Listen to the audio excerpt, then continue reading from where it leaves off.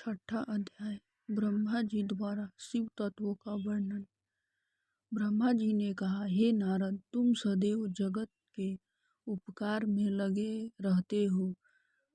तुमने जगत के लोगों के हित के लिए बहुत उत्तम बात पूछी है, जिनके सुनने से मनुष्य के सब जन्मों के पापों का नाश हो जाता है। उस परम ब्रह्मा शिव तत्व का वर्णन मैं तुम्हारे लिए कर रहा हूँ। शिव तत्व का स्वरूप बहुत सुंदर और अद्भुत है। जिस समय महाप्रलय आई थी और पूरा संसार नष्ट हो गया था तथा चारों ओर सिर्फ अंधकार ही अंधकार था, आकाश व ब्रह्मांड तारों व ग्रहों से रहित होकर अंधकार में डूब गए थे। सूर्य और चंद्रमा दिखाई देना बंद हो गए थे। सभी ग्रहों और नक्षत्रों का कहीं पता नहीं चल रहा था। दिन रात, अग्नि जल कुछ भी नहीं था। प्रधान आकाश और अन्य तेज भी शून्य हो गए थे। शब्द, स्पर्श, गंध, रूप, रस का अभाव हो गया था। सत्य असत्य सब कुछ खत्म हो गया था। तब सिर्फ सत्य ही बचा था। उस तत्व को मुनि जन एवं योगी अपने हृदय के भीतर ही देखते हैं।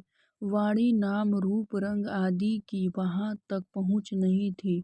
उस परम ब्रह्मा के विषय में ज्ञान और अज्ञान से किए गए संबोध के द्वारा कुछ समय बाद अर्थात सृष्टि का समय आने पर एक से अनेक होने के संकल्प का उदय हुआ। तब उन्होंने अपने लीला से मूर्ति की रचना की। वह मूर्ति संपूर्ण ऐश्वर्य तथा गुणों से युक्त, संपन्न, सर्व ज्ञानमयी एवं सब कुछ प्रदान करने वाली है।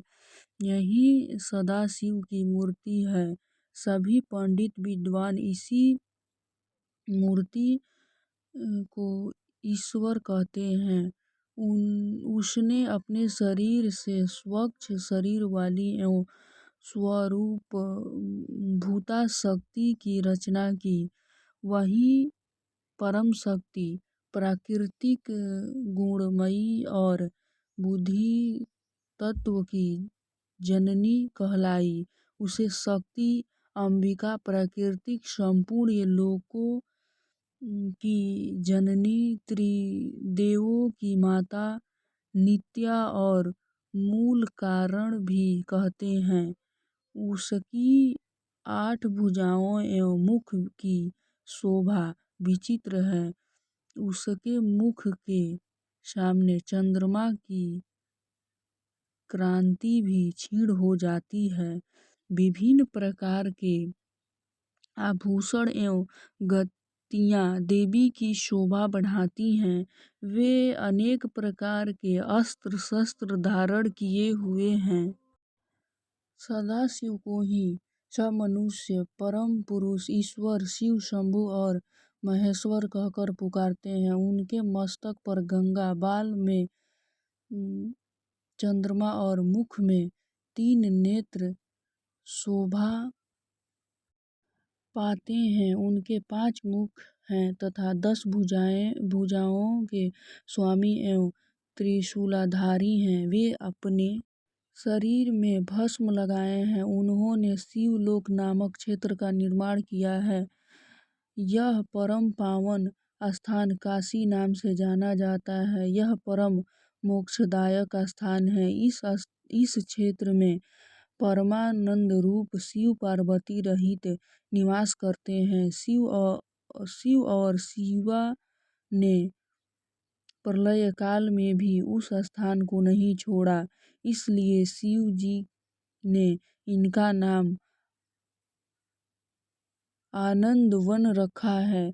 एक दिन आनंद वन में घूमते समय शिव शिवा के मन में किसी दूसरे पुरुष की रचना करने की इच्छा हुई। तब उन्होंने सोचा कि इनका भार किसी दूसरे व्यक्ति को सौंपकर हम यहीं काशी में विराजमान रहेंगे। ऐसा सोचकर उन्होंने अपने वाम भाग के 10वें अंग पर अमृत मल दिया, जिससे एक सुंदर पुरुष वहां प्रकट हुआ, जो शांत और सत्व गुणों से युक्त एवं गंभीरता का अथाह सागर था।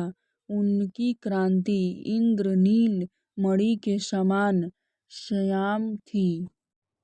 उनका पूरा शरीर दिव्य शोभा से चमक रहा था तथा नेत्र कमल के समान थे।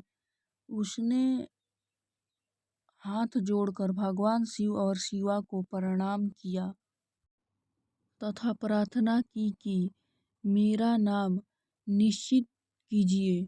यह सुनकर भगवान शिव हंसकर बोले कि सर्वदा व्यापक होने से तुम्हारा नाम विष्णु होगा। तुम भक्तों को सुख देने वाले होवोगे। तुम यहीं स्थिर रहकर तप करो, वही सभी कार्यों का साधन है। ऐसा कहकर शिव जी ने उन्हें ज्ञान प्रदान किए तथा वहां से अंतर्ध्यान हो गए। तब विष्णु जी ने 12 वर्ष तक वहां दिव्य तप किया। तपस्या के कारण उनके शरीर से अनेक जलधाराएं निकलने लगी। उस जल से सारा सूना आकाश व्याप्त हो गया। वह ब्रह्मरूप जल अपने स्पर्श मात्र से पापों का नाश करने वाला था। उस जल में भगवान विष्णु ने शौर्य शयन किया। नार अर्थात जल में निवास करने के कारण ही वे नारायण कहलाए। तभी से उन महात्मा से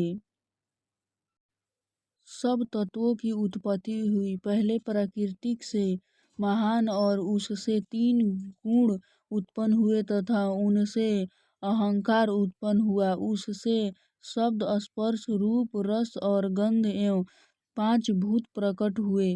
उनसे ज्ञानेंद्रियां एवं उस समय एकाकार 24 तत्व प्राकृतिक से प्रकट हुए एवं उनको ग्रहण करके परम पुरुष नारायण भगवान शिवजी की इच्छा से जल में सो गए।